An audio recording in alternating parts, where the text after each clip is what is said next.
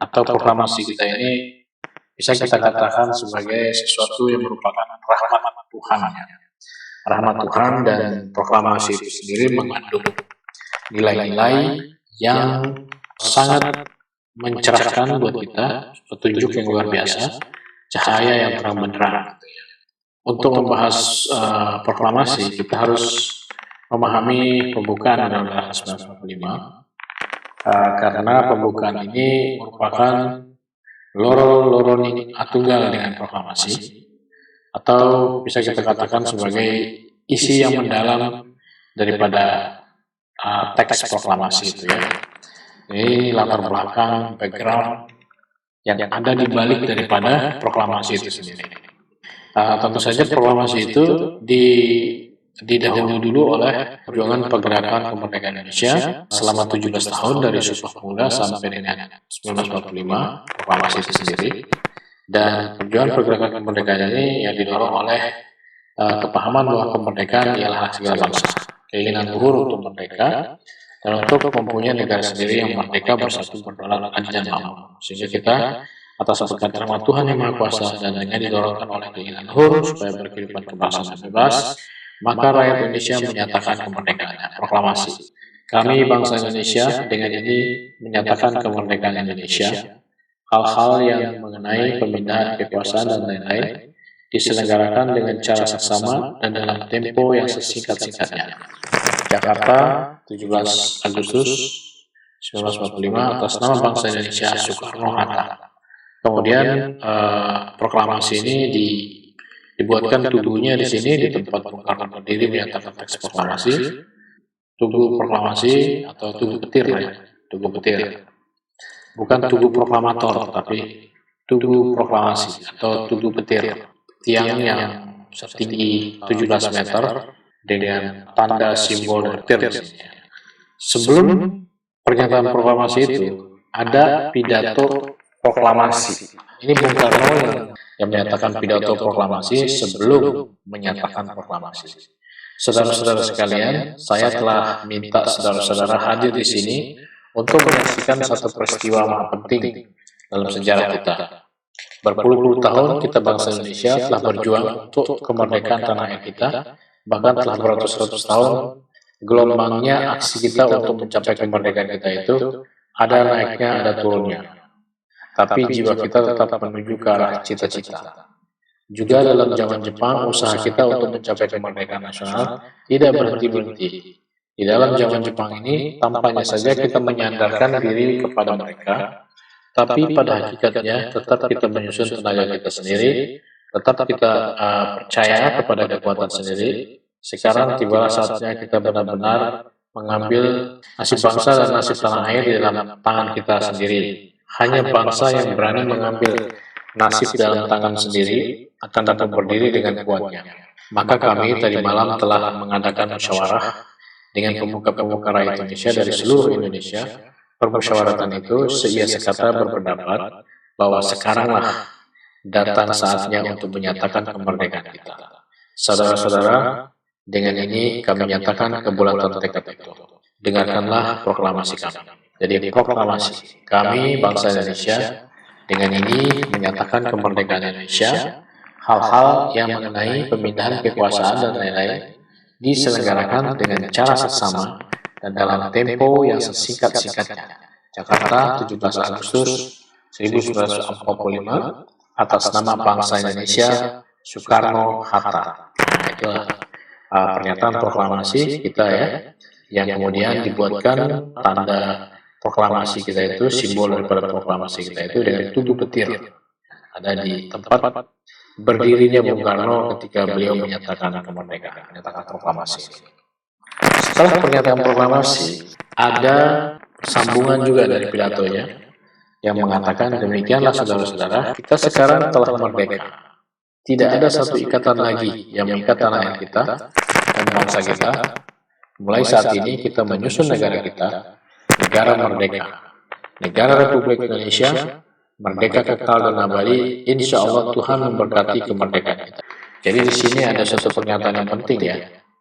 Tidak ada satu ikatan lagi yang mengikat tanah air kita dan bangsa kita. mulai saat ini kita menyusun negara kita. Jadi ternyata proklamasi ini supaya melepaskan ikatan kolonial atas tanah air dan bangsa kita, supaya kita bisa menyusun negara kita. Jadi kita harus proklamasi dulu, melepaskan ikatan kolonial atas tanah air kita dan bangsa kita, baru kita bisa menyusun negara kita, yaitu negara merdeka, yaitu negara Republik Indonesia, karena yang lahir di proklamasi itu adalah Republik Indonesia sebagai satu kesatuan, maka jadinya adalah nanti negara Republik Indonesia yang satu kesatuan tentu saja, yang negara merdeka yang kekal dan abadi. Insya Allah Tuhan memberkati kemerdekaan kita itu. Ya, kita memahami bahwa kemerdekaan kita ini diberkati oleh Tuhan dan merupakan rahmat daripada Tuhan. Sebagaimana yang kita bisa lihat di pembukaan Undang-Undang Dasar 1945, atas berkat rahmat Tuhan yang Maha Kuasa dan dengan didorongkan oleh keinginan Tuhan supaya berkehidupan kebangsaan yang bebas, maka rakyat Indonesia menyatakan dengan ini kemerdekaan. Jadi atas berkat rahmat Tuhan. Ya tentu saja setelah kita menyatakan proklamasi, kita melanjutkan proklamasi itu dengan membentuk suatu pemerintah seperti yang dikatakan di pembukaan Undang-Undang Dasar 1945 itu. Kemudian daripada proklamasi ini, untuk membentuk suatu pemerintahan negara Indonesia yang melindungi segenap bangsa Indonesia dan seluruh tumpah darah Indonesia, dan untuk memajukan, jadi kita harus menyusun negara yang fungsinya adalah untuk melindungi segenap bangsa Indonesia, seluruh tumpah darah Indonesia, memajukan kesejahteraan umum, mencerdaskan kehidupan bangsa dan ikut melaksanakan ketertiban dunia yang berdasarkan kemerdekaan, perdamaian abadi dan keadilan sosial. Maka disusunlah kemerdekaan Indonesia itu yang menurunkan kebangsaan Indonesia. Jadi disusunlah kemerdekaan kebangsaan Indonesia itu dalam suatu undang-undang dasar negara Indonesia. Jadi kemerdekaan Indonesia atau kemerdekaan kebangsaan Indonesia disusun menjadi suatu undang-undang dasar negara Indonesia yang terbentuk dalam yang isinya adalah negara Republik Indonesia yang berkedaulatan rakyat, yang berbentuk kesatuan tentu saja, dan berdasarkan kepada ketuhanan yang Maha Esa, kemanusiaan yang adil dan beradab, persatuan Indonesia, kerakyatan yang dipimpin oleh hikmat kebijaksanaan dalam permusyawaratan perwakilan, serta dengan mewujudkan suatu keadilan sosial bagi seluruh rakyat Indonesia. Ya, jadi kita proklamasi ini adalah starting point-nya atau titik nolnya, titik berangkatnya itu dari sini untuk dalam rangka membentuk negara. Ya kan? Proklamasi ini untuk melepaskan tadi itu ikatan kolonial atas tanah air kita dan atas bangsa kita, supaya kita menjadi bangsa yang merdeka, tanah air yang merdeka, dan bangsa dan tanah air yang merdeka itu dapat dijadikan modal untuk menyusun negara, yaitu dengan jalan memberinya dasar Pancasila. Gitu ya. Maka tersusunlah Garuda Pancasila. Itu Garuda Pancasila ini lambang daripada negara Indonesia, tapi maksud sesungguhnya adalah lambang daripada Undang-Undang Dasar Negara Indonesia ya. Nah, Garuda Emas ini adalah bangsa dan tanah air Indonesia yang merdeka atau Indonesia merdeka. Dan merdekanya itu 17.845. Sayap, ekor dan badan daripada Garuda Pancasila. Pancasilanya sendiri menjadi jiwa daripada Garuda Emas Proklamasi ini yang semboyan persatuannya adalah Bhinneka Tunggal Ika. Jadi Pancasila juga nanti akan untuk memastikan bahwa kita tetap Bhinneka Tunggal Ika, tetap jadi satu nusa satu bahasa yang berbhinneka Tunggal Ika, yang berkedaulatan rakyat. Ya karena proklamasi ini mempunyai semangat gitu ya. Semangat berjuang mati-matian penuh dengan idealisme. Ya, sehingga kita tadi mencapai kemerdekaan kita. Kemudian semangat persatuan yang tidak mengecualikan suatu golongan dan lapisan. Ini adalah semangat persatuan kita yang bersemboyankan Bhinneka Tunggal Ika. Ya, dalam hal baik karena perbedaan agama, perbedaan suku, ras, cara mencari hidup dan lain-lain. Sehingga kita mempunyai semangat persatuan yang tidak mengecualikan suatu golongan dan lapisan. Golongan secara horizontal dan lapisan secara vertikal. Dan ketiga adalah semangat membangun negara. Inilah semangat proklamasi. Pertama adalah semangat mencapai kemerdekaan, kedua adalah semangat persatuan, yang ketiga adalah semangat membangun negara. Kita sudah bersatu dan siap di sini di dalam Garuda Pancasila, ya dipersatukan oleh Pancasila, yang memastikan bahwa kita sebagai Indonesia merdeka dan Bhinneka Tunggal Ika dan berkedaulatan rakyat ya. Supaya kita mewujudkan masyarakat Indonesia yang adil dan makmur. Makanya seperti di sini ini adalah ketuhanan yang Maha Esa sebagai yang paling luas sekali ya, yaitu dasar untuk mempersatukan seluruh rakyat Indonesia yang beraneka ragam agama. Ya, bahwa kita mengejar kebaikan artinya kita mengejar cinta kasih, kita mengejar kemerdekaan, kemudian di atas itu ada kita meletakkan kemanusiaan yang adil dan beradab. Jadi ketuhanan yang Maha Esa kita itu menurut kemanusiaan yang adil dan beradab. Dan di atas kemanusiaan yang adil dan beradab yang berdasarkan ketuhanan yang Maha Esa itu kita meletakkan persatuan Indonesia. Lalu di atasnya kita meletakkan kepemimpinan Indonesia, pemerintahan negara Indonesia, negara kesatuan Republik Indonesia yang menjadi alat untuk mendatangkan masyarakat Indonesia yang adil dan makmur. Dan di sini adalah perjalanan daripada Undang-Undang Dasar kita, ya, yang bentuk yang sederhananya, bentuk sementaranya di tahun 45 itu, Undang-Undang Dasar kita ya, yang bermodalkan Republik Indonesia sebagai satu-satunya lahir dari proklamasi, kemudian dipertemukan dengan Pancasila yang disusun mulai dengan 1 Juni, ya kan, dan tanggal 18 Agustus 1945 setelah kita menetapkan kemerdekaan, kita menyusun negara kita berdasarkan Pancasila, ya, dipertemukan dengan Garuda Emas Proklamasi 17 Agustus 1945 itu, ya, sehingga menjadi negara kita adalah negara Republik Indonesia yang berkedaulatan rakyat. Nah, gitu.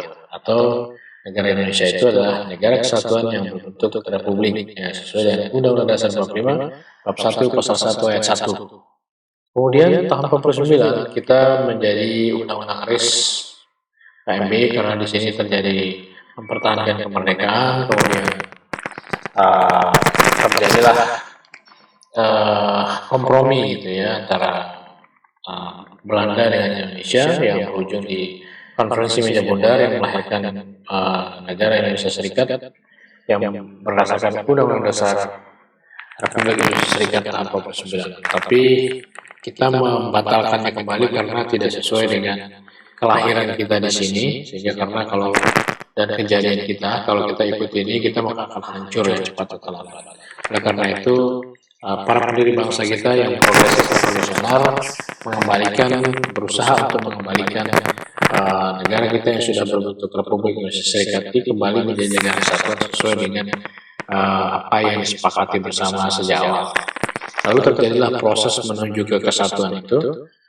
Pertama-tama kita mengganti Undang-Undang Dasar 49 KMB itu dengan Undang-Undang Dasar Sementara 50 yang dimaksudkan untuk menjadi batu lompatan, batu loncatan menuju kembali kepada negara kesatuan. Nah, di situ terjadi banyak sekali perdebatan antara para pendiri bangsa kita, perbedaan pendapat dan seterusnya. Oleh karena itu dibuatlah Garuda Pancasila ini untuk memberi gambaran kepada para pendiri bangsa kita supaya kompak juga suaranya, yaitu Garuda Pancasila, negara Indonesia itu adalah negara kesatuan yang membentuk republik gitu, sesuai dengan sini. Maka lambangnya gitu. Dan di situ ditekankan sekali tentang semboyan persatuan Bhinneka Tunggal Ika. Ya, diletakkan di bawah sini. Sebelumnya itu tidak ada ya Bhinneka Tunggal Ika karena kita pola pikir kita masih pola pikir kerajaan, pola pikir serikat gitu ya. Nah, oleh karena itu untuk menuju kepada kesepakatan kita yang benar sesuai dengan keadaan dan potensi kelahiran kita, maka dibuatlah Garuda Pancasila untuk mengidentifikasi seperti apa sebenarnya negara kita jadinya kalau disesuaikan dengan takdir kejadian dan kelahiran kita itu dan kesepakatan kita yang ada di menjelang kemerdekaan atau persiapan kemerdekaan itu. Nah, mulai ada pikiran tentang negara kesatuan Republik Indonesia di sini ya. Makanya ada mosi M.Natsir NKRI dan peletakan Bhinneka Tunggal Ika itu adalah tujuannya untuk mengatakan bahwa negara Republik Indonesia yang berkedaulatan rakyat itu adalah negara kesatuan gitu. Nah, oleh karena itu tahun 51 antara 50 dan 51 terjadi seperti itu. Kita ingin menuju kepada negara kesatuan dan diharapkan pada tahun 1955 itu terjadi pemilu yang pertama dibentuklah konstituante yang dimaksudkan untuk menyusun Undang-Undang Dasar 1945 ini kembali dengan cara yang lebih sempurna, lebih lengkap gitu ya. Cuman konstituante ini masih banyak terjadi perdebatan yang tidak ada ujung ya, masih karena pola pikirnya masih pola pikir kerajaan, pola pikir serikat dan lain-lain itu, sehingga membuat ya terjadi sidang konstituante ini tidak berjalan dengan baik. 5 tahun tidak bisa bersidang, tidak dapat mencapai suatu kesepakatan yang baik ya untuk menuju kepada seperti maksud daripada menjadi negara kesatuan kembali itu. Nah, akhirnya kita mengalami bisa dikatakan kita mengalami masa pembuang-buangan waktu dari tahun 49 ini sampai dengan tahun 59 ya kan. Di sini terjadi itu tadi ya perdebatan pada negara kesatuan atau serikat gitu kan. Dan tahun 55 mulai adanya konstituante yang harusnya melakukan sidang dan menghasilkan undang-undang dasar yang diharapkan itu tidak terjadi, maka terjadilah dekret presiden untuk menyelesaikan masalah, untuk menghentikan dan kita kembali kepada Undang-Undang Dasar 1945 dengan jalan kita membubarkan konstituante, bubarkan UUD 50, kembali ke UUD 45, membentuk MPRS ya, yang akan menjadi lembaga tertinggi negara di atas presiden. Maka di tahun 1999 ini disebut sebagai the rediscovery of our revolution, ya, penemuan kembali dari revolusi kita, yaitu kita menjadi negara kesatuan Republik Indonesia. Nah, ini sudah sempurna konseptualnya negara kesatuan Republik Indonesia. Kesatuan yang memperbayangkan Bhinneka Tunggal Ika, Republik yang berkedaulatan rakyat.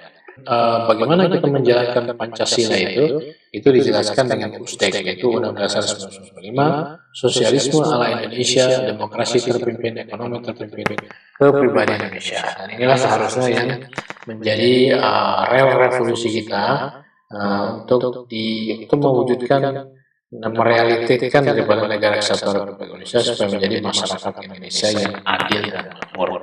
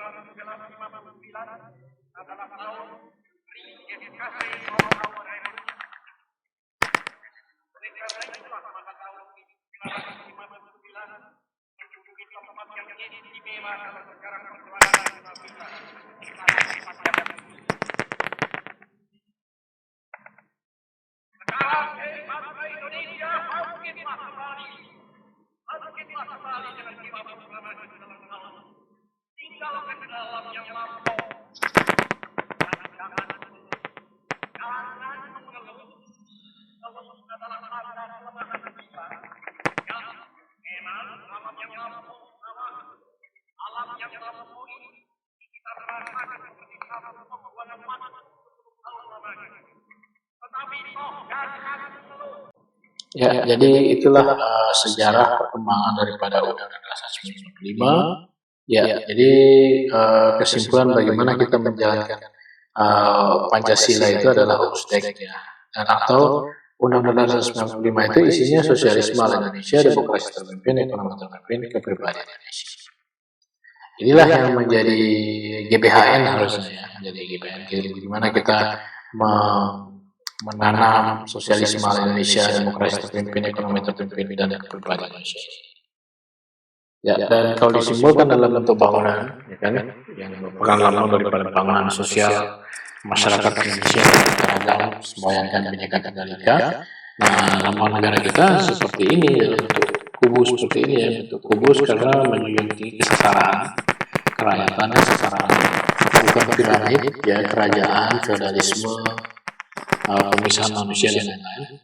Ya, dan ternyata negara kita mempunyai konektivitas ya dengan ajaran para nabi, yaitu dalam hal kerahyatannya.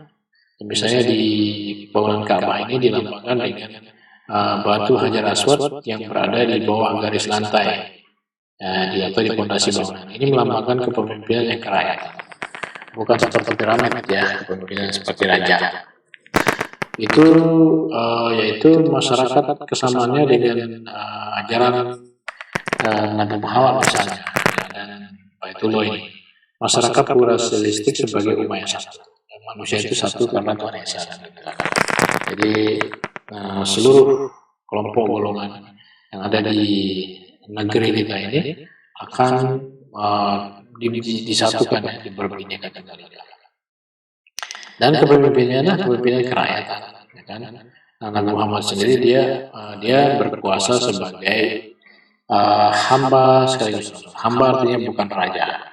Lalu Isa Masih membuat suatu simbol mencuci kaki murid-murid dalam pakaian seorang hamba. Ini juga melambangkan seperti semacam republik, ya, republik yang berkedaulatan rakyat. Ada kaitannya dengan ajaran para nabi. Ya. Oke, salah satu yang menjadi hal yang perlu kita perhatikan itu adalah kepemimpinan yang berbentuk kerajaan seperti khilafah Bani Israel. Ya, di dalam Islam juga ada ya khilafah Bani Umayyah, khilafah Bani Abbasiyah, Utsmaniyah gitu ya.